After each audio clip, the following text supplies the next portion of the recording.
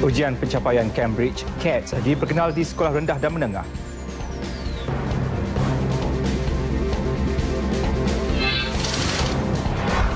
Malaysia tiada urusan jual beli senjata dengan Korea Utara. Sabotase ekonomi perlu dihentikan.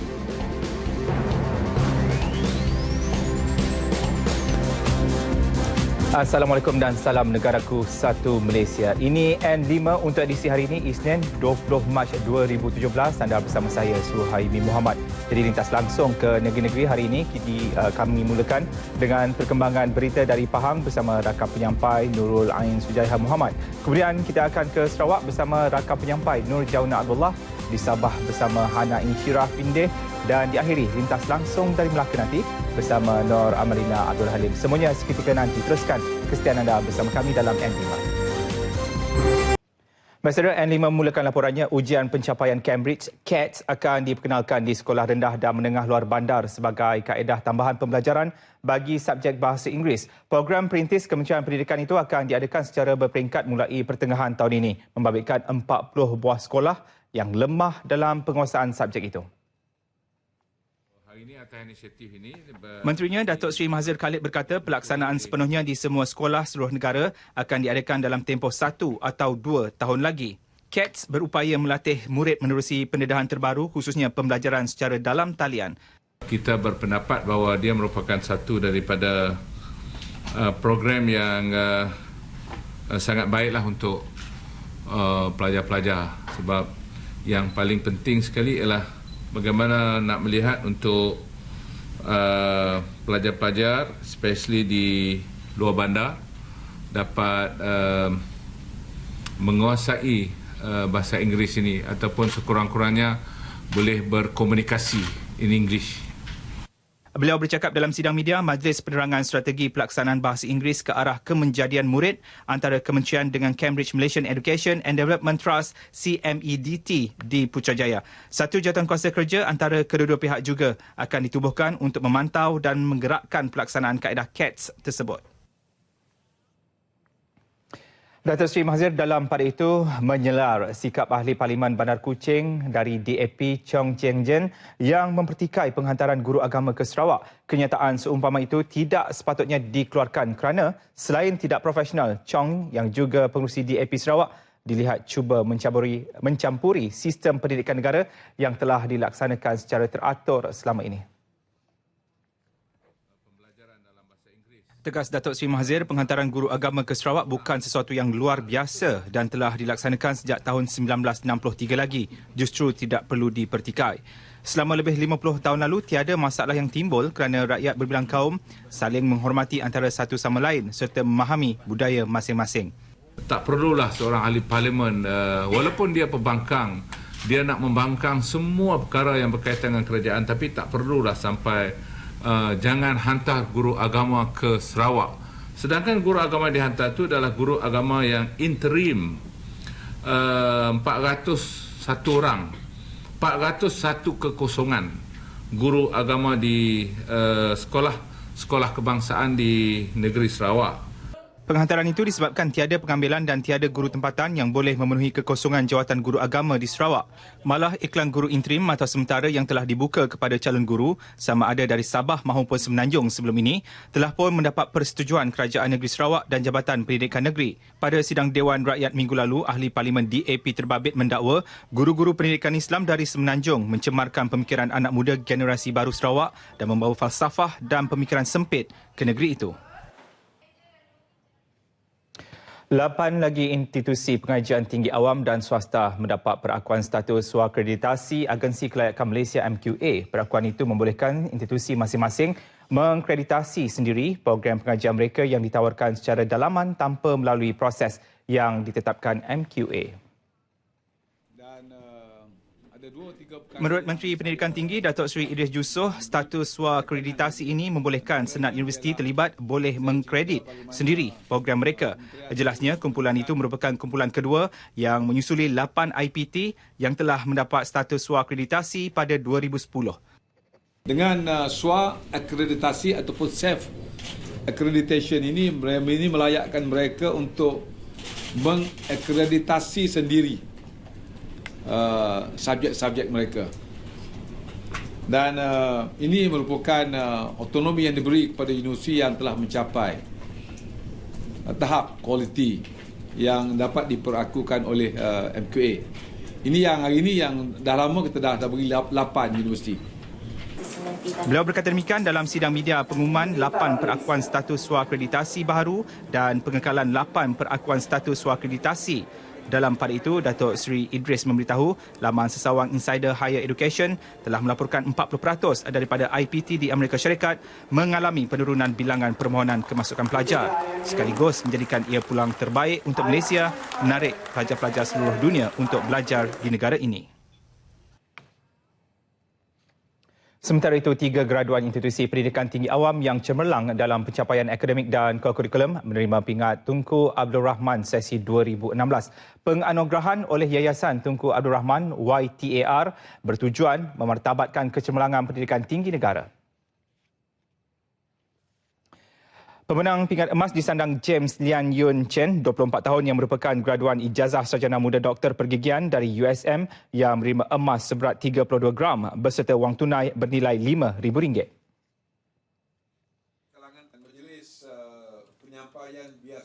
Saya amat berbesar hatilah saya boleh berada di sini pada hari ini dan juga boleh memenangi pingat emas pingat Tunku kategori emas untuk tahun 2016. Sebenarnya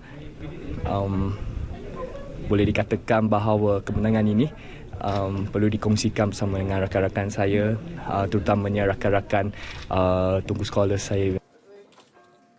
Betul. Penerima pingat perak pula disandang oleh Hanisa Hassan, graduan sarjana muda perubatan dan sejesi dari USIM yang membawa pulang perak padu 32 gram berserta wang tunai RM1,000. Pingat gangsa milik Muhammad Khairul Adib Muhammad Yusof, graduan ijazah sarjana muda sains fizik dari UPM yang berhasrat untuk menjadi pensyarah bagi mengasah bakat dan peluang graduan dalam bidang kurikulum.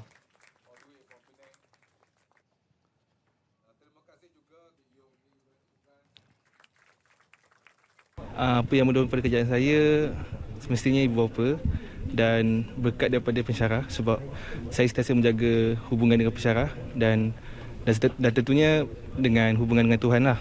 So sepanjang pengajian saya di universiti saya sentiasa cuba untuk aktifkan diri bukan saja akademik. Jadi benda ni yang seimbangkanlah antara akademik dan kurikulum. Muhammad Khairul membawa pulang gangsa padu seberat 32 gram dan wang tunai RM1,000. Anugerah disampaikan oleh Menteri Pendidikan Tinggi Datuk Seri Idris Yusof di majlis yang diadakan di Memorial Tunku Abdul Rahman. Pingat Tunku itu telah diperkenalkan pada 1979 dengan ditawarkan kepada graduan ijazah sarjana muda cemerlang yang memperoleh kepujian kelas pertama. Seseorang graduan mestilah mencapai purata nilai grade keseluruhan PNGK minimum 3.80 dan sangat aktif serta mencapai kecemerlangan dalam bidang kurikulum sepanjang pengajiannya.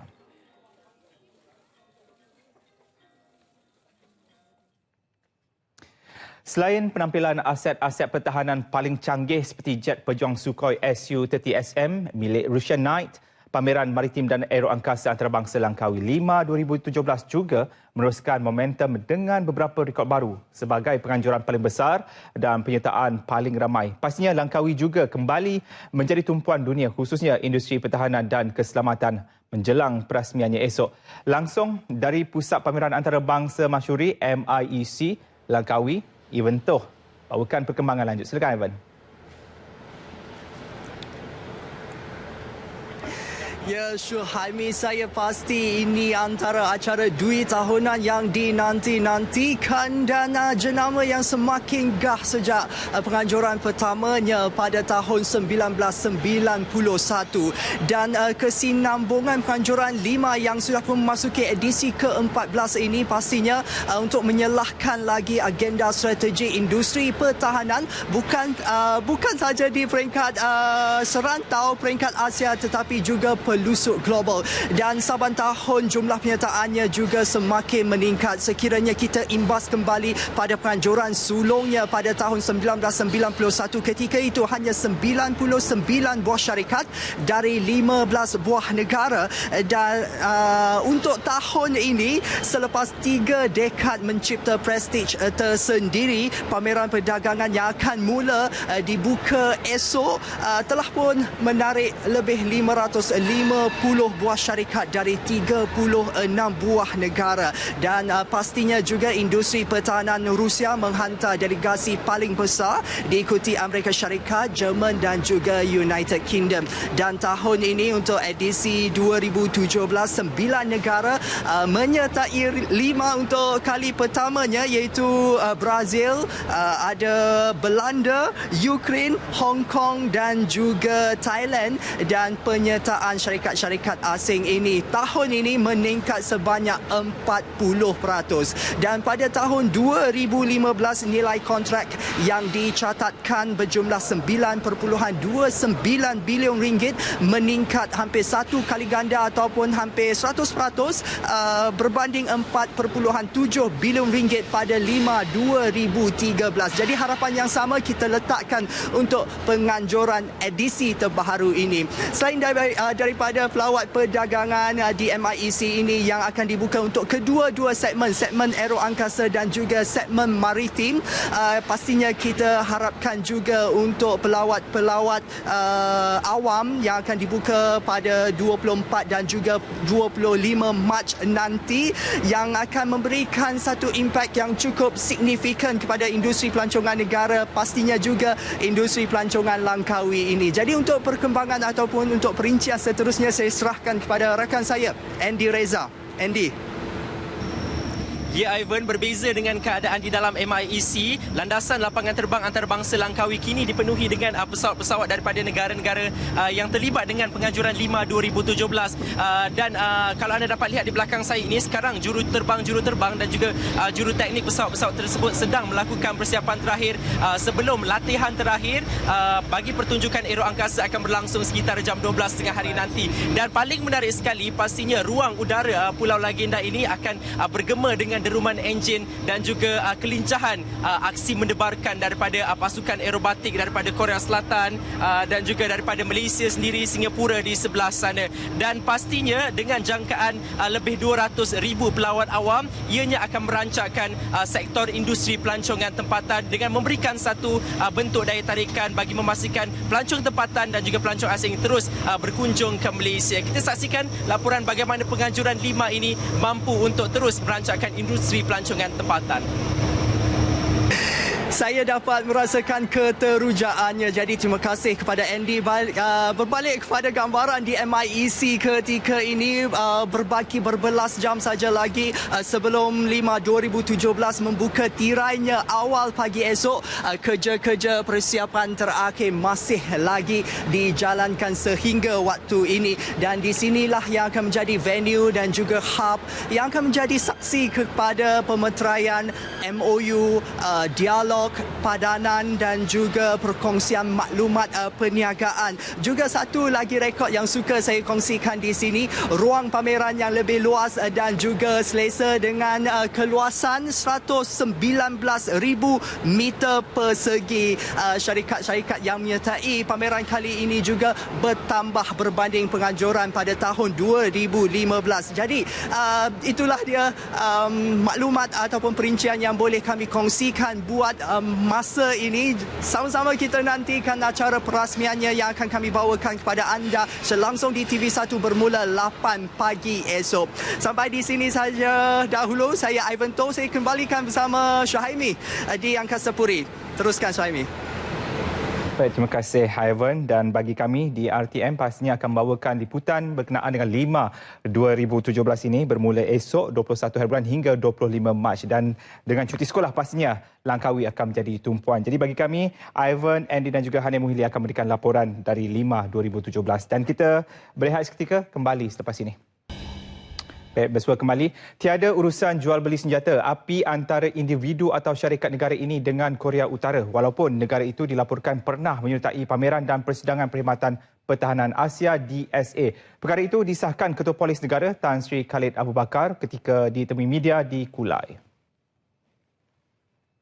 Menurut Tan Sri Khalid, syarikat tersebut pernah cuba memasarkan produk mereka kepada beberapa pihak termasuk polis, namun tidak berjaya.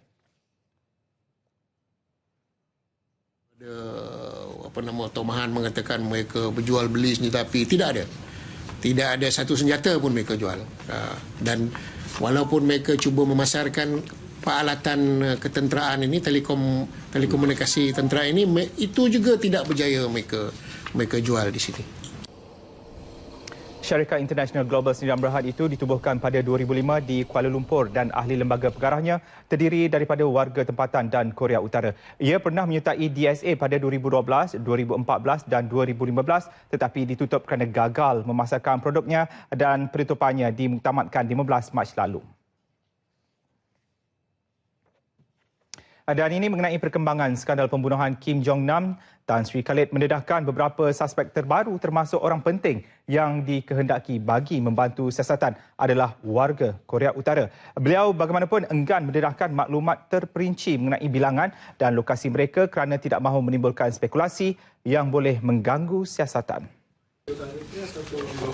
Sudah semestinya lah warga Korea Utara, ya kesemua yang ada sekarang ni pun melainkan seorang warga Indonesia, seorang warga Vietnam, yang lain semua warga Korea Utara, ya. Dan yang beberapa orang lagi yang kita percayai terlibat juga warga Korea Utara.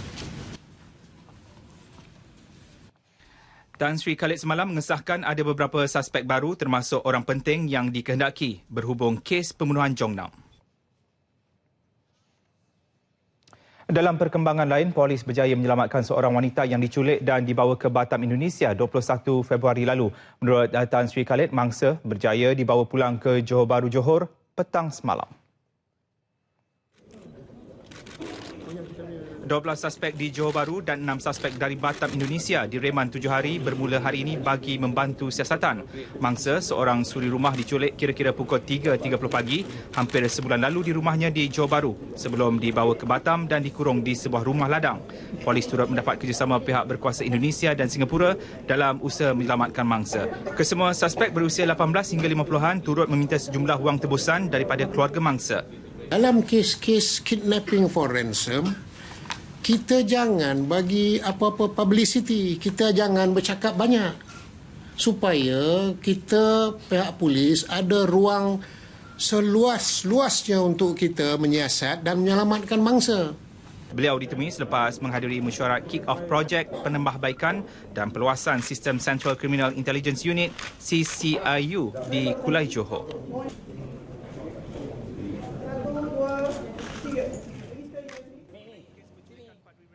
Tan Sri Khalid berkata terlalu banyak spekulasi yang dibuat masyarakat telah mengganggu siasatan polis. Sehingga kini tiada petunjuk baru ditemui. Tan Sri Khalid menegaskan masyarakat, NGO dan media tidak seharusnya menghebahkan kes tersebut kerana dibimbangi akan membahayakan mangsa. Dan saya amat risau kerana sekarang ni siasatan kita buntu, ya? Kerana kita tidak ada maklumat-maklumat lanjut berkenaan dengan kehilangan pastor ini, dan saya percaya ini adalah akibat daripada terlampau banyak publicity diberi. Mangsa dipercayai diculik sekumpulan lelaki bertopeng di Petaling Jaya, Selangor 13 Februari lalu dan kali terakhir dilihat memandu kereta sendirian. Suspek kes bunuh seorang ibu tunggal di Taman Datuk Liu Yap Sip, Ampang, Ipoh disambung reman sehingga Isnin depan. Perintah reman dikeluarkan penolong pendaftar Mahkamah Magistrate Ipoh M.N. Megaswari bagi membolehkan siasatan lanjut dibuat mengikut Seksyen 302 Kanun Keseksaan. Sebelum ini, suspek lelaki yang berumur 34 tahun itu ditahan reman selama seminggu bermula 14 Mac lalu. Dalam kejadian kira-kira 5.30 pagi 13 Mac lalu, mayat Hamidah Abdul Rahman, 53 tahun, yang merupakan seorang pembantu penjaga pasar ditemui mati dengan kesan luka di belakang badannya. Mangsa dipercayai dibunuh di bilik tidur tingkat atas kediamannya di Taman Datuk Liu Yap Sip, Ampang, Ipoh. Difahamkan, mangsa baru saja bertunang dengan seorang anggota polis berpangkat korporal yang berkhidmat di Ibu Pejabat Polis Daerah Ipoh pada Khamis lepas dan merancang melangsungkan perkahwinan pada Mei depan. Baik saudara, selepas ini lintas langsung dari RTM Pahang. Kita berehat seketika dan kembali selepas itu. Bersua kembali kisah kesempitan hidup seorang peneroris getah di Maran dan cabaran seorang pendakwah orang asli melatari paparan lintas langsung dari Pahang hari ini. Jadi langsung bersama Nurul Ain Sujaiha Muhammad di studio berita RTM di Kuantan. Teruskan Ain. Terima kasih rakan penyampai Suhaimi di Angkasa Puri. Assalamualaikum dan salam negaraku satu Malaysia. Akibat kesempitan hidup, seorang penerima getah di kampung Titi Gajah Persagi, Maran hidup dalam keadaan daif di rumah yang tiada bekalan elektrik. Dengan bergantung kepada pendapatan antara RM400 hingga RM450 sebulan, hasil mengusahakan kebun getah peninggalan arwah ibu dan bapanya. Sabri Abdul Rahman atau Awi, 46 tahun, meneruskan kehidupannya.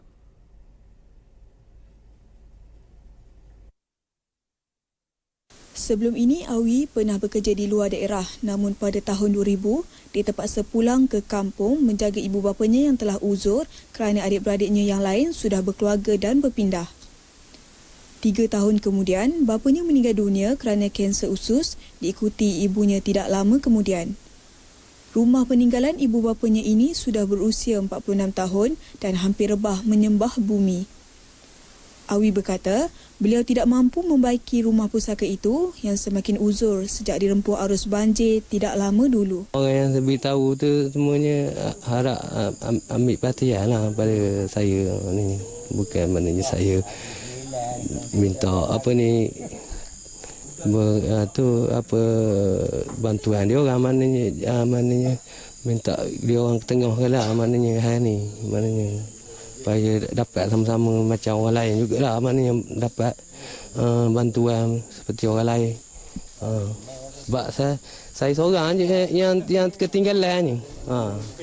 Kalau saya kalau ramai lagi yang ketinggalan, lain ni saya seorang. Sebab bukan apa, maknanya saya duduk terpencil jauh dalam sikit kan. Maknanya mungkin dia orang tak perasan ke. Bekalan air pula hanya diperoleh dari telaga berhampiran. Abang Awi, Johari Abdul Rahman juga bekerja penoreh getah, pernah memohon mendapatkan bekalan air untuk adiknya itu pada tahun 2007 yang lalu, namun hampa. Dia pun berasa sedih jugalah sebab mana pihak bertanggungjawab, mana itu lepas pandang masalah rumah. Sedangkan rumah adik saya memang selepas 2014 memang rosak teruk. Tapi saya nak memohon kepada kerajaan sebab bukan saya yang duduk. Sepatutnya dia yang memohon kan. Mungkin juga dia ada minta. Tapi mungkin tak ada tindak balas. Sementara itu, Adun Cenor, Datuk Muhammad Arifin Awang Ismail yang sudah mengerjakan umrah berkata, beliau akan mengambil tindakan segera sebaik pulang nanti. Katanya, setiap tahun kerajaan menyediakan peruntukan untuk membaiki rumah dan pihaknya akan menyiasat segera masalah Awi.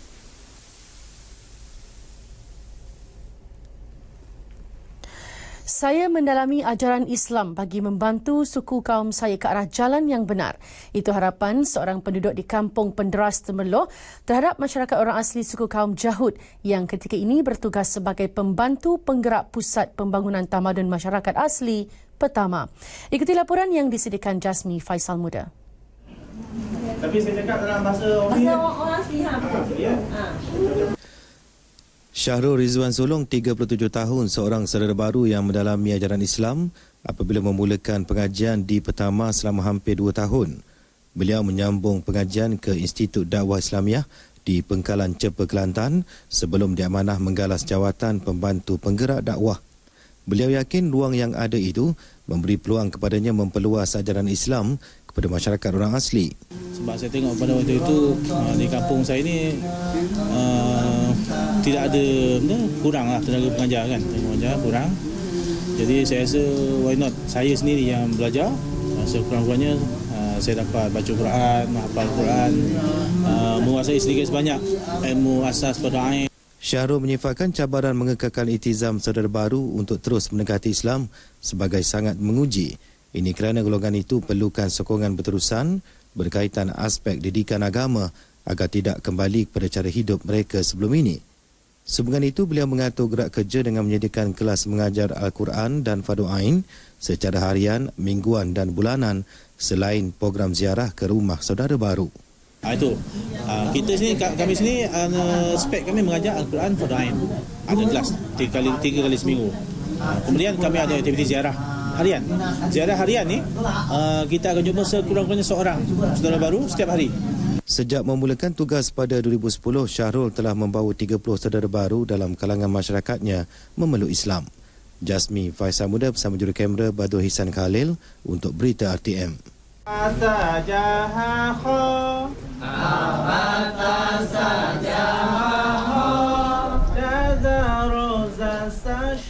Bermula dengan hanya mendengar azan dan menghadiri program-program keagamaan, seorang pemuda orang asli tekad untuk memeluk Islam. Biarpun pada mulanya dia agak sangsi dengan keputusan yang dibuat, namun sokongan keluarga dan rakan-rakan yang kuat meneruskan niatnya dengan nama Muhammad Aper Karim.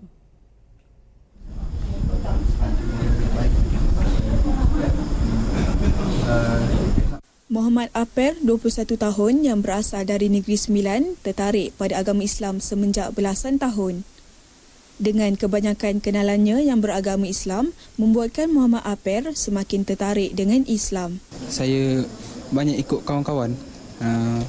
Kawan pergi surau, saya duduk luar dengar orang azan, dengar orang macam buat program, macam tu saya suka ikut-ikut. Aper yang akan mendirikan rumah tangga hujung tahun ini berkata, tiada kata-kata yang dapat diucapkan setelah memeluk Islam dan semua ini adalah ketentuan Allah untuknya. Dulu saya tak ada agama, sekarang saya dah ada. Mungkin sebab Tuhan tentukan nasib saya. Aper ditemui RTM pada program pengislaman dua saudara baru di Surau Kampung Lubuk Wong, Temelor, anjuran Yayasan Pahang. Allah ilaha illallah wa ashhadu anna Muhammadan Rasulullah.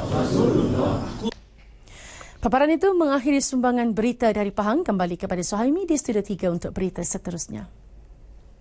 Baik, terima kasih Hain. Langsung sebentar tadi kami bawakan dari Pahang. Dan kita beralih ke laporan seterusnya. Tindakan sabotaj ekonomi oleh sesetengah pihak perlu dihentikan demi kepentingan rakyat dan masa depan negara. Tegas Perdana Menteri, selain memberi impak buruk kepada imej ekonomi negara, ia juga mengurangkan keyakinan pelabur.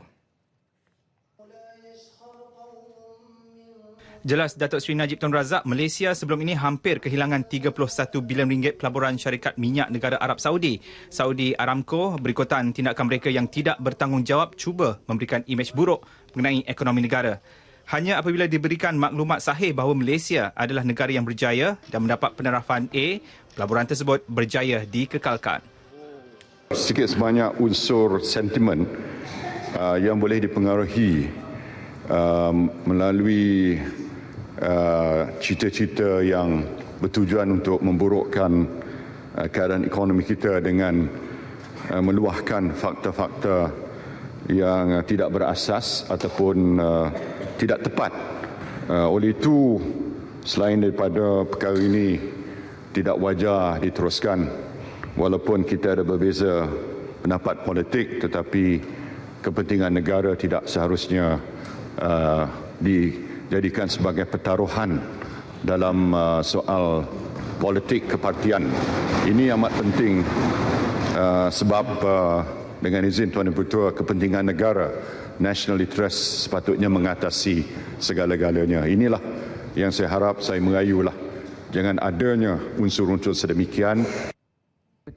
Beliau yang juga Menteri Keuangan menjawab soalan tambahan Wakil Kuala Selangor Datuk Seri Dr. Irmohizam Ibrahim. Datuk Seri Najib turut meminta supaya semua pihak mengenepikan perbezaan ideologi politik demi pembangunan negara yang sebenarnya memberikan kelebihan kepada semua.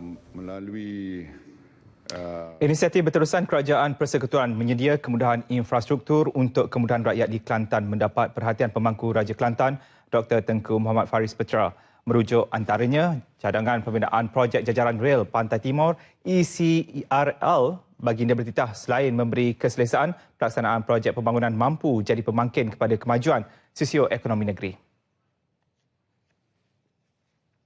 Selain projek ECRL yang bermula dari Gombak, Selangor ke Pengkalan Kubur, Tumpat, baginda turut merakam penghargaan dan mengalu-alukan beberapa projek lain yang sedang dan akan dimulakan dalam masa terdekat. Ini antaranya melibatkan projek naik taraf Jalan Pasir Ho, Pasir Jelatang, pembinaan Jalan Pasir Mas, Bypass Fasa 2, naik taraf Jalan Kota Baru ke Kuala Terengganu, selain pembinaan jejambat merentangi bulatan wakaf baru.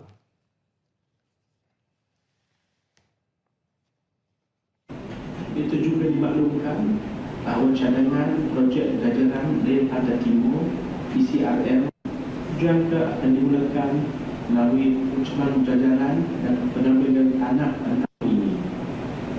Kita bersyukur jalankan bermula dari kompleks selama ini akan dipanjangkan sehingga ke Pekanbaru Ubur di Sempena Kelantan dan Thailand. Baginda bertitah demikian ketika merasmikan istiadat pembukaan Penggal Kelima Dewan Undangan Negeri Dun Kelantan ke-13 2017 di Kota Baru.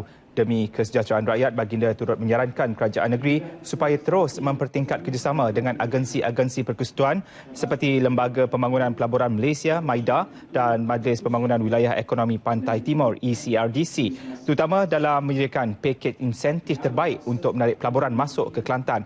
Speaker Dun Kelantan, Dato' Abdullah Yaakob kemudian menangguhkan persidangan dan sesi perbahasan yang akan bermula esok. Sementara itu, ketika ditemui di luar Dewan, Menteri Perdagangan Antarabangsa dan Industri yang juga Adun Airlanas, Datuk Seri Mustafa Muhammad menjunjung tinggi titah pemangku Raja Kelantan.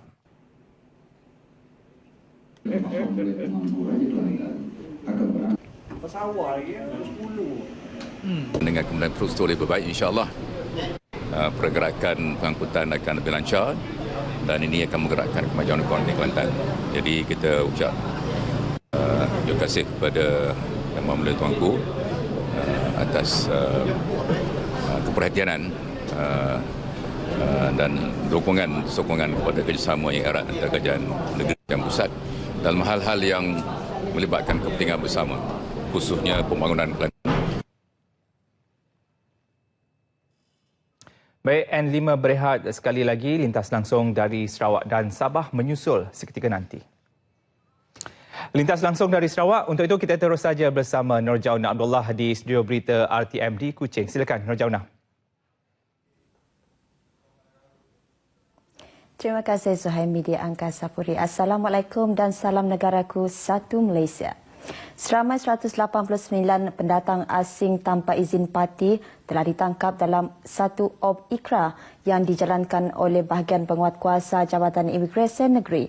Menurut kenyataan media Jabatan Imigresen Negeri, mereka yang ditahan terdiri daripada 105 lelaki dan 3 wanita warga Indonesia, 16 lelaki warga Cina, seorang lelaki warga Sri Lanka, 33 lelaki warga Filipina dan 25 orang lagi adalah warga negara Bangladesh yang kesemua mereka ialah lelaki. Tangkapan itu merupakan hasil pemeriksaan ke atas 367 individu pelbagai warga negara di sebuah kawasan perumahan kongsi pekerja di tapak pembinaan di Balingian, Mukah. Mereka ditahan atas pelbagai kesalahan di bawah Akta Imigresen 1959-63 kerana gagal mengemukakan sebarang dokumen perjalanan diri yang sah, telah tinggal lebih masa dan telah menyalahguna PAS. Operasi yang bermula pada pukul 5 pagi itu disertai oleh seramai 72 anggota dan pegawai dari Pejabat Imigresen Bahagian Sarike, Sibu dan Seri Aman yang diketuai oleh Timbalan Ketua Bahagian Penguatkuasaan Imigresen Sarawak, Rosliah Kasim. Anggota dan pegawai turut dilaporkan berdepan dengan beberapa parti yang bertindak agresif hendak melarikan diri namun berjaya dikawal. Sepanjang minggu lepas sahaja, Polis Sarawak telah menahan seramai 41 individu di seluruh negeri kerana terlibat dalam pelbagai aktiviti perjudian. Menurut Ketua Jabatan Siasatan Jenayah IPK Sarawak, SAC Datuk Dev Kumar, kesemua individu yang ditahan berumur antara 17 hingga 70 tahun dan 16 orang daripadanya ialah wanita.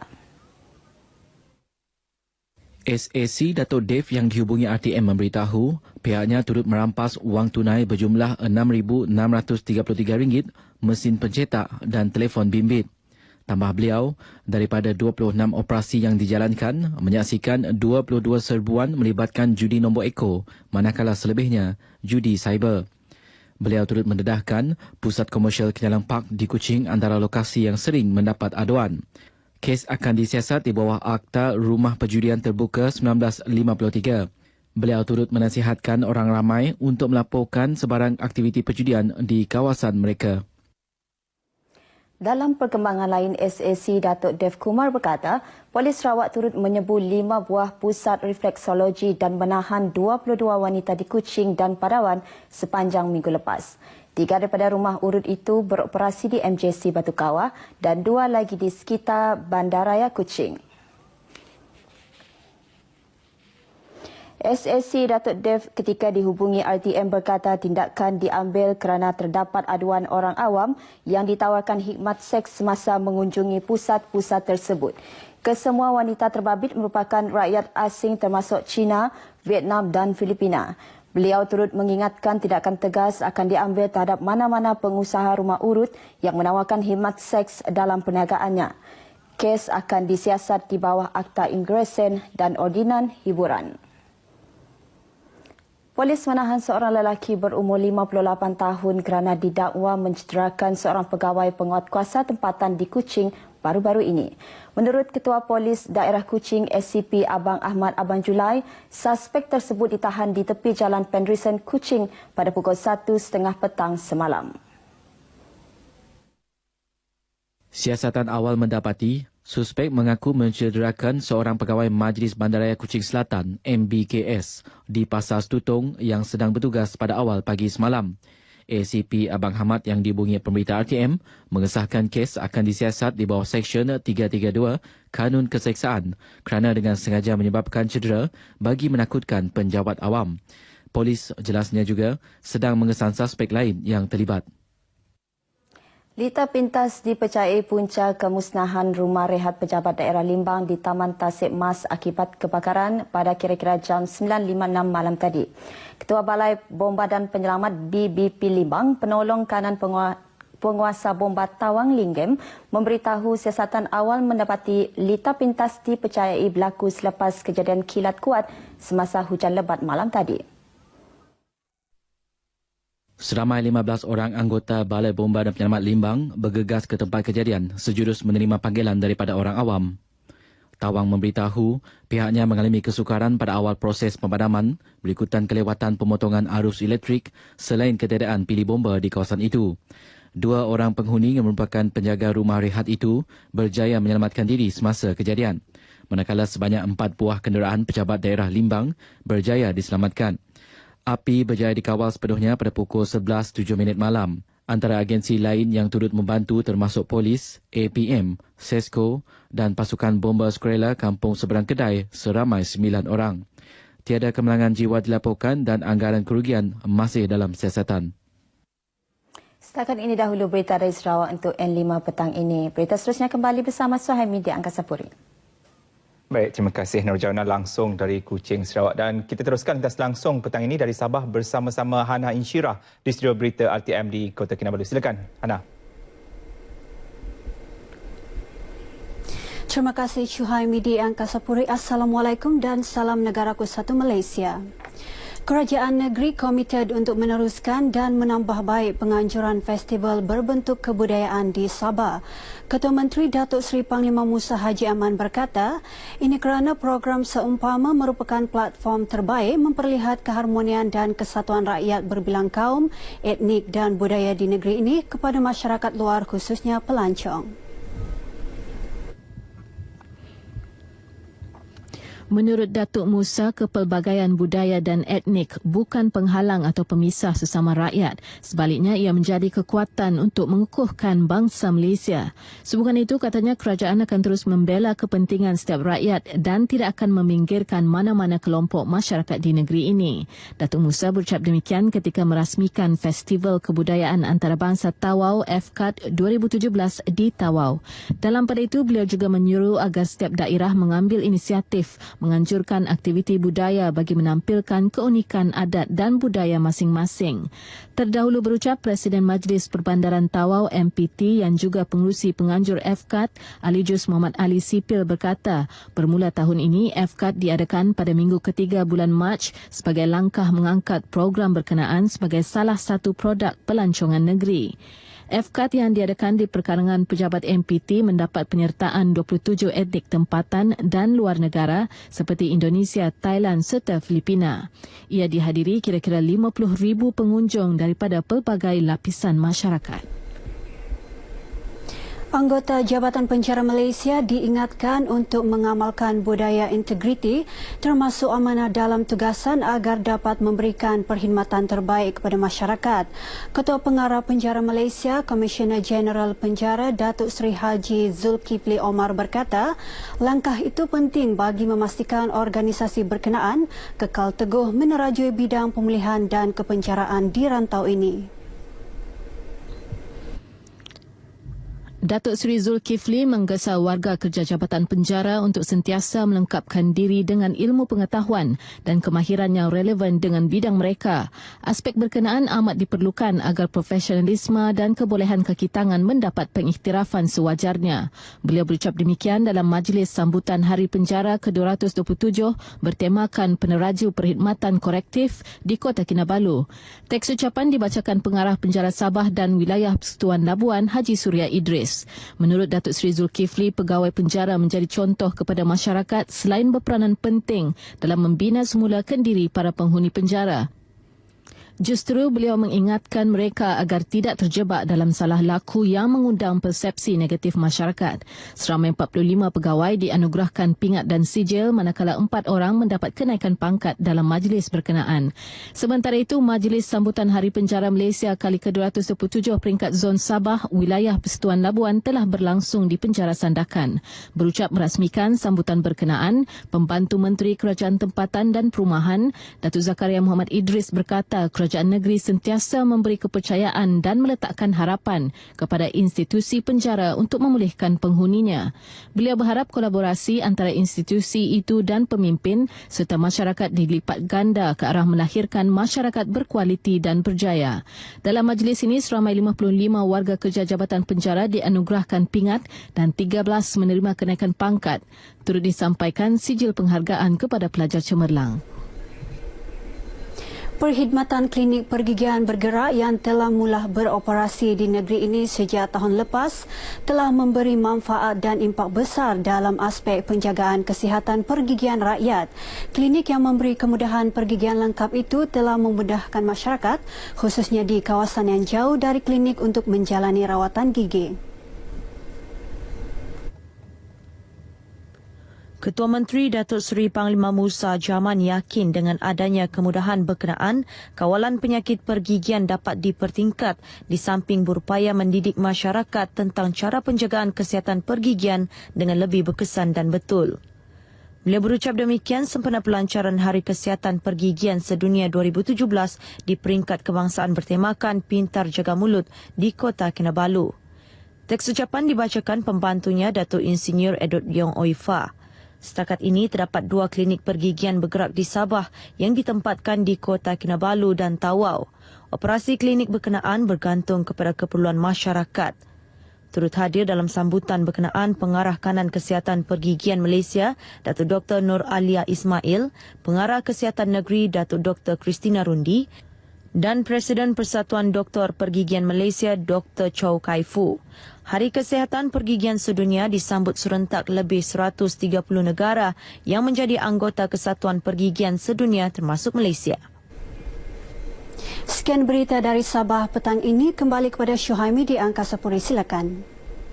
Baik, terima kasih Hana Insyirah langsung dari Kota Kinabalu, dan kita beralih ke laporan ini. Susulan kejadian banjir kilat di Kuala Pilah dan Rembau pagi tadi, Menteri Besar Negeri Sembilan Datuk Seri Muhammad Hassan menggesa penyelenggaraan lebih serius daripada pihak berkuasa tempatan PBT di semua kawasan yang terlibat. Meskipun air telah surut sepenuhnya, namun masalah peparitan yang sudah tersumbat sehingga mengakibatkan banjir kilat sering berlaku perlu segera diatasi. Kita melihat dan meneliti perkara ini, dan saya telah pun minta supaya agensi-agensi dan jabatan-jabatan sentiasa membuat kerja-kerja penyelenggaraan. Macam banjir di Bahau tempoh hari, kerana rumput-rumput dah banyak tumbuh dalam kawasan saliran. Bercakap di Seremban, beliau bagaimanapun memaklumkan semua penduduk terjejas tidak terlibat proses pemindahan dalam tempoh yang lama. Hujan lebat lebih 2 jam sejak pukul 4 pagi tadi mengakibatkan beberapa kampung di kawasan rendah di sekitar Pedas, Rembau antara yang dilanda banjir kilat setinggi 0.9 meter. Kampung yang terjejas termasuk Kampung Air Panas, Kampung Pedah Tengah, Kampung Batu 2, Kampung Batu 3, Kampung Pedas Hilir, Kampung Mincing Baru dan Kampung Sungai Ibor. Bagaimanapun air telah mulai surut kira-kira pukul 10 pagi. Sementara itu, banjir kilat di Rembau kembali pulih sepenuhnya tengah hari tadi. Pengarah Bomba dan Penyelamat Negeri Sembilan, Nur Azam Khamis berkata 4 kawasan yang terjejas adalah Pulau Mampan, Jalan Inas di Kampung Batu, Kampung Pedas Tengah dan Kampung Rendah Rembau. Air surut sejak 1 tengah hari dan membolehkan penduduk membersihkan kediaman masing-masing.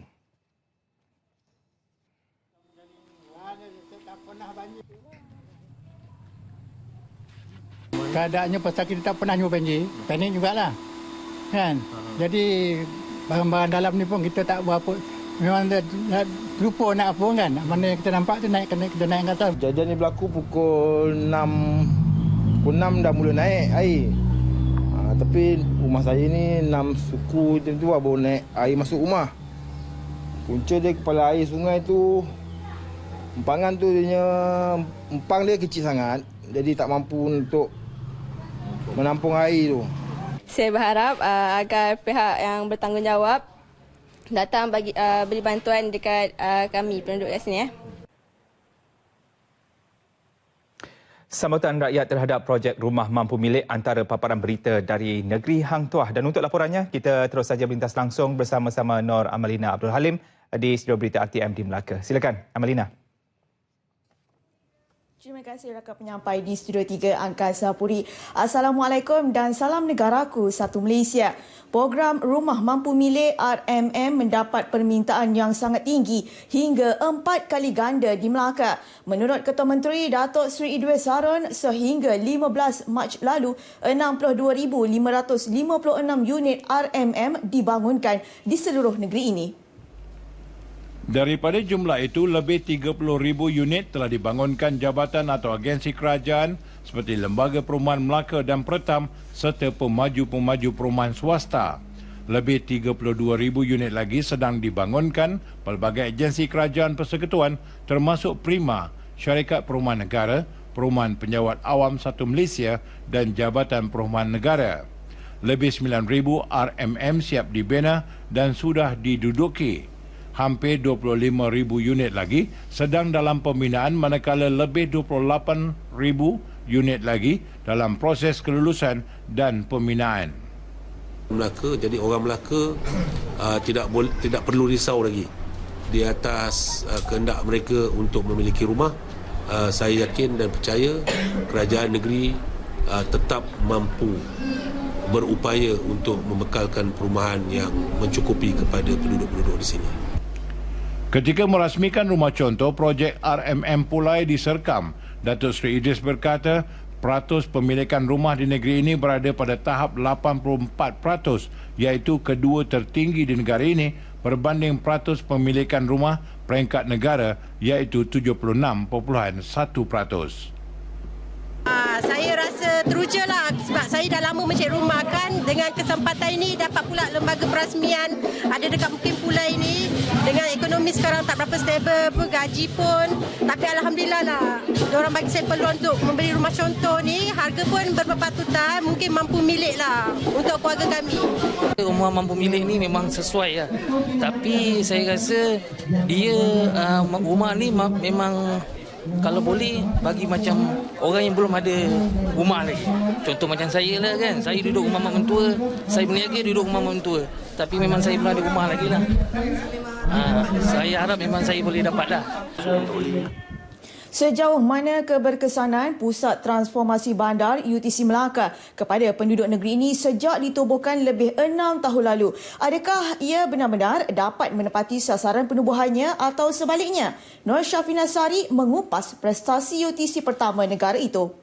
Sejak berfungsi, hampir 11.5 juta orang menggunakan perkhidmatan yang disediakan. Malah, UTC Melaka kini menjadi sinonim kepada rakyat di negeri ini. 73 kaunter agensi kerajaan, swasta serta badan berkanun memberi peluang kepada masyarakat setempat mahupun dari luar kawasan menyelesaikan urusan dengan mudah. Setiap bulan, lebih 6,000 pelanggan menjalankan urusan di sini, terutamanya agensi yang berkait rapat dengan urusan seharian rakyat seiring dengan sasaran 3 juta pengunjung setiap tahun.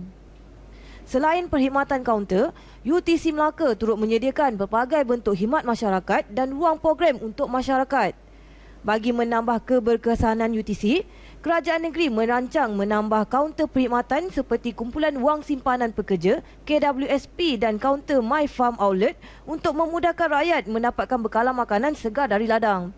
UTC Melaka juga mahu mempertingkatkan khidmat agensi di situ setanding khidmat di ibu pejabat masing-masing. Kita ada plan lah untuk besarkan lagi servis kita lah. Macam di JPJ UTC kita boleh renew lesen, tapi untuk nak dapat yang servis-servis yang lain tu terpaksa pergi ke JPJ DHQ.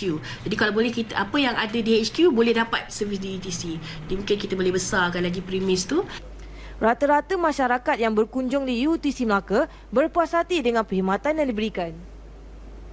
Actually UTC ni banyak membantu masyarakat lah sebab dia semua ada kat sini. Macam saya urusan JPJ, after that saya bayar bil semua kita boleh urusan dalam satu tempat, semua kita boleh pergi lah. Saya rasa UTC ni dia senangkan orang sebab dalam UTC tu semua benda ada.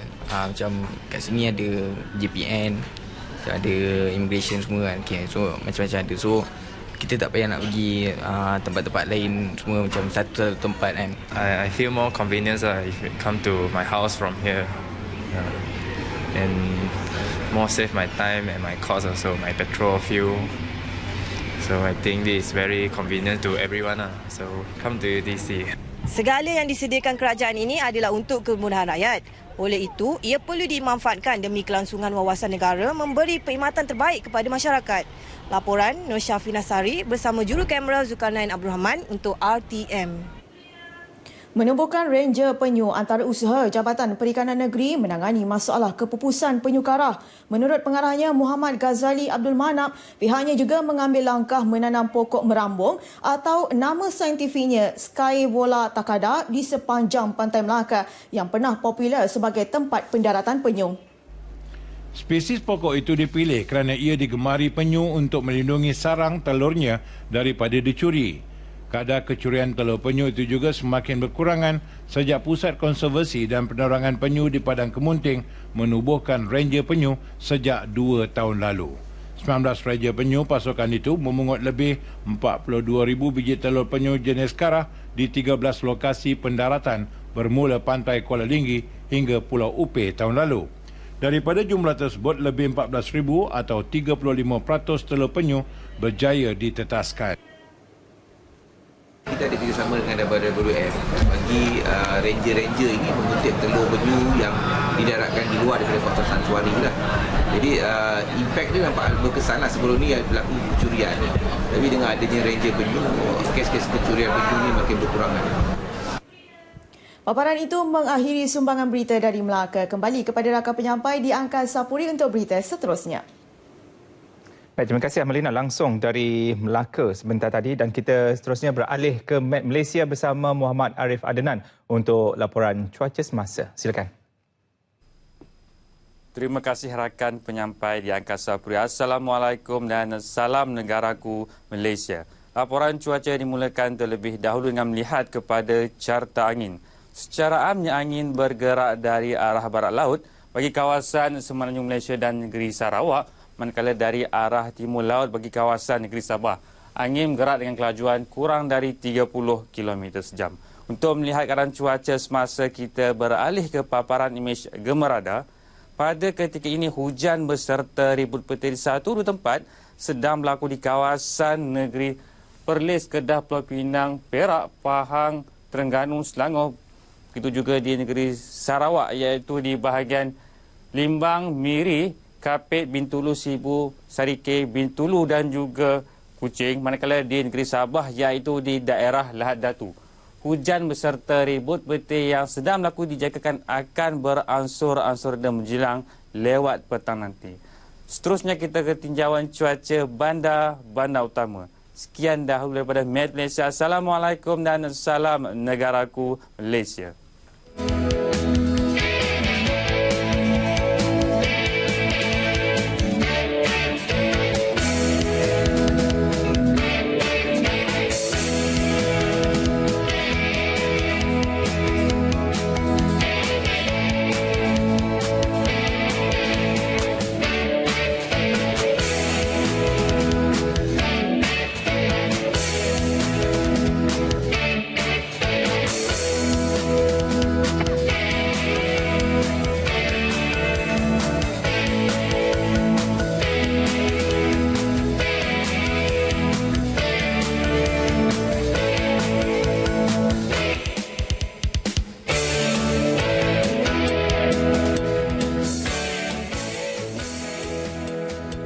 Lima 2017 akan dirasmikan esok dan akan berlangsung sehingga 25 Mac ini. Dan sebelum pisah, kita saksikan terlebih dahulu kemeriahan untuk aspek persiapan Lima 2017. Jadi N5 berakhir di sini. Saya Suhaimi Muhammad. Assalamualaikum.